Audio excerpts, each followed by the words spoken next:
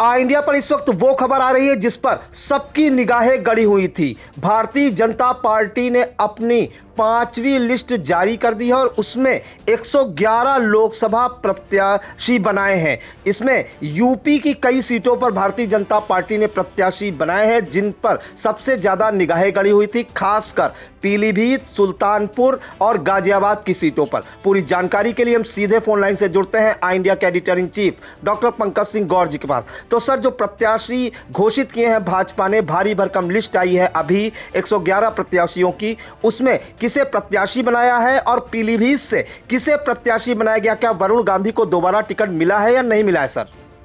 देखिए प्रियांशु, वरुण गांधी को लेकर जो आशंकाएं थी वो सच साबित हुई और साथ ही जितिन प्रसाद को लेकर जो कयास लगाए जा रहे थे और पिछले 3 दिन पहले ही आई इंडिया ने इस बात की पुष्टि कर दी थी कि जितिन प्रसाद जो उत्तर प्रदेश सरकार के लोक निर्माण मंत्री हैं वो पीलीभीत से प्रत्याशी हो सकते हैं और वरुण गांधी का टिकट कट सकता है।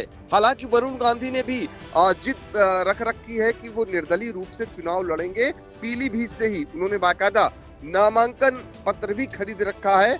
ऐसे में अब बहुत दिलचस्प वहां पर मुकाबला होगा क्योंकि वहां बताया जा रहा है कि समाजवादी पार्टी बाहर से उनका समर्थन कर सकती है। समाजवादी पार्टी के घोषित प्रत्याशी भी कह रहे हैं अगर वरुण गांधी को लेकर कोई निर्णय होता है तो वो उनके साथ होंगे। तो ये तो बात हो गई पीलीभीत की, यानी वरुण गांधी का भारतीय जनता पार्टी ने टिकट काट दिया है और उनके स्थान पर जितिन प्रसाद को यहाँ से टिकट दे दिया है। अब आपको उनकी मां का हाल बताएं। मेनका गांधी को लेकर भी तमाम कयास लगाए जा रहे थे।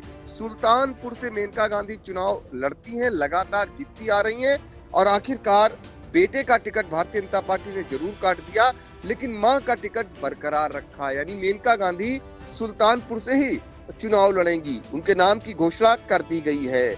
अब हम आपको और एक चर्चित चेहरा बताते हैं। चूंकि राम के नाम पर भारतीय जनता पार्टी वोट मांगती है और इस समय राममय का माहौल बनाया जा रहा है, ऐसे में रामायण के राम अरुण गोविल को भी भारतीय जनता पार्टी ने मेरठ से टिकट दे दिया है। यानी अरुण गोविल अब मेरठ से सांसद का चुनाव लड़ेंगे और ये भारतीय जनता पार्टी ने एक गेम खेला है। इसके अलावा आपको बताएं, सबसे गाजियाबाद को लेकर जो आशंकाएं थी, गाजियाबाद से जनरल वीके सिंह चुनाव लड़ते थे, वो मौजूदा सांसद थे, केंद्र में मंत्री थे और उस अभी कुछ ही देर पहले वीके सिंह की ओर से गाजियाबाद वासियों का धन्यवाद ज्ञापित किया गया और कहा गया कि अब चुनाव नहीं लड़ेंगे। यानी पार्टी की ओर से उनसे कहलाया गया होगा। फिलहाल गाजियाबाद से अब जनरल वीके सिंह के स्थान पर अतुल गर्ग को प्रत्याशी बनाया गया है। ये बड़ी खबर आ रही है। सहारनपुर से राघव लखनपाल प्रत्याशी बनाए गए हैं। मुरादाबाद से सर्वेश सिंह और अलीगढ़ से सतीश गौतम जो मौजूदा सांसद हैं वो वहां प्रत्याशी बनाए गए हैं और हाथरस जो आरक्षित सीट है यहाँ से अनूप वाल्मीकि को पार्टी ने टिकट दिया है। बदायूं को लेकर आपको बड़ी खबर बता रहे हैं, दुर्विजय सिंह साख को यहाँ प्रत्याशी बनाया गया है और बरेली जिसको लेकर भी आशंकाएं थी कि इस बार संतोष गंगवार जो वयोवृद्ध उनके सांसद हैं, केंद्रीय मंत्री रहे हैं, भारतीय जनता पार्टी ने उन्हें केंद्रीय मंत्री पद से हटाकर सिर्फ सांसद बनाकर रखा था और संतोष गंगवार की जगह पर इस बार छत्रपाल सिंह गंगवार को वहां पर भारतीय जनता पार्टी ने उम्मीदवार बनाया है। इसके अलावा सुल्तानपुर हमने पहले ही बता दिया, मेनका गांधी। कानपुर से बड़ी खबर है, कानपुर में तमाम आशंकाएं थी किसे प्रत्याशी बनाया जाएगा, तमाम बातें उठ रही थी। चूंकि बहुत ही वहां पर वरिष्ठ सांसद थे भारतीय जनता पार्टी के, उनकी ओर से भी ये अपील की गई कि वो चुनाव नहीं लड़ेंगे। यानी सत्यदेव पचौरी की ओर से ये कहा गया था, उसी समय से लगने लगा था कि उनका टिकट इस बार नहीं होगा। तो ऐसे में कानपुर से रमेश अवस्थी को टिकट दिया गया है। रमेश अवस्थी वरिष्ठ पत्रकार हैं और सहारा समय से जुड़े हुए हैं, यूपी के हेड हैं, उन्हें प्रत्याशी बनाया गया है। बाराबंकी को लेकर बड़ी खबर है। बाराबंकी के जो मौजूदा सांसद थे, जो उनका स्कैंडल आया था पिछले दिनों, उनकी ओर से खुद कहा गया था जब तक वो जांच में दोषी ने जांच में जब तक बेकसूर साबित नहीं होते वो चुनाव नहीं लड़ेंगे। हालांकि उन्हें पहले ही प्रत्याशी घोषित किया जा चुका था।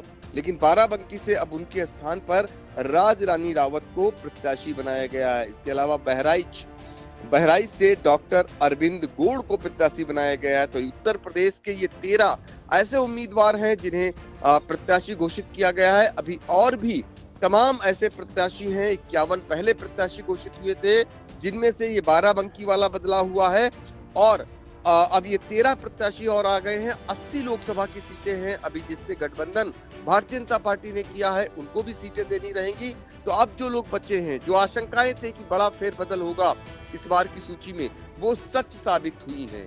आखिरकार बड़े बड़े दिग्गज नेताओं के टिकट कट गए, जैसे कि वरुण गांधी का टिकट कट गया, सत्यदेव पचौरी का टिकट काट दिया गया, जनरल वीके सिंह का टिकट काट दिया गया, बाराबंकी से मौजूदा सांसद का टिकट काट दिया गया। तो ये तमाम ऐसी चीजें जो इस बार भारतीय जनता पार्टी की सूची में देखने को मिल रही है। और सबसे कौतूहल का विषय, वो रामायण के राम अरुण गोविल को भी प्रत्याशी भारतीय जनता पार्टी ने बना दिया है। जी बिल्कुल, तो भारतीय जनता पार्टी ने 111 लोकसभा सीटों पर अपने प्रत्याशी घोषित किए हैं, जिसमें आपको राज्य भी बता दें कि आंध्र प्रदेश, बिहार, गोवा, गुजरात, हरियाणा, हिमाचल प्रदेश, झारखंड, कर्नाटक, केरल, महाराष्ट्र, मिजोरम, उड़ीसा, राजस्थान, सिक्किम, तेलंगाना, उत्तर प्रदेश और पश्चिम बंगाल, 17 राज्यों के 111 लोकसभा सीटों पर भारतीय जनता पार्टी ने प्रत्याशी घोषित किए हैं, जिसमें उत्तर प्रदेश की 13 लोकसभा सीटों पर प्रत्याशी घोषित कर चुकी है।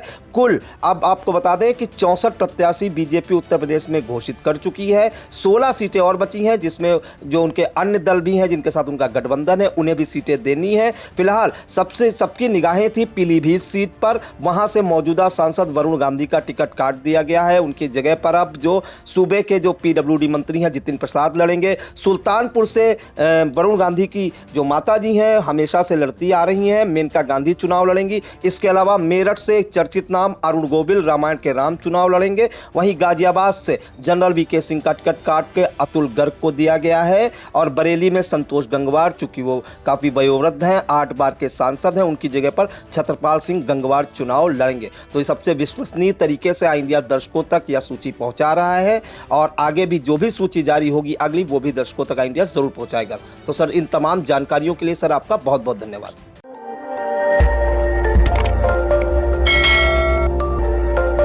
खबर आपकी, नजर हमारी। देखते रहिए आई इंडिया।